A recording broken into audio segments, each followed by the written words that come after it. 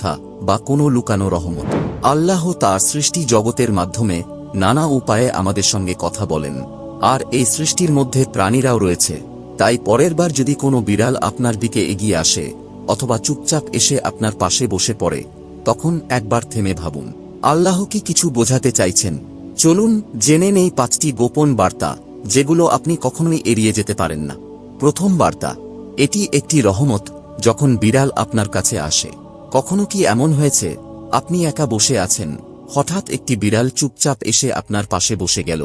এই ছোট্ট মুহূর্তটি হয়তো খুব সাধারণ মনে হতে পারে, কিন্তু আপনি জানেন কি, এটা হতে পারে আল্লাহর পক্ষ থেকে পাঠানো একটি নীরব বার্তা, তাঁর অসীম দয়ার স্মরণ করিয়ে দেওয়ার জন্য। ইসলামে রহমত বা দয়া শুধু একটি অনুভূতির নাম নয়, এটি এক অসাধারণ শক্তি যা মুমিনদের চারপাশে সবসময় ঘিরে রাখে, যদিও আমরা অনেক সময় তা বুঝি না। যখন কোনো বিড়াল ভয় না পেয়ে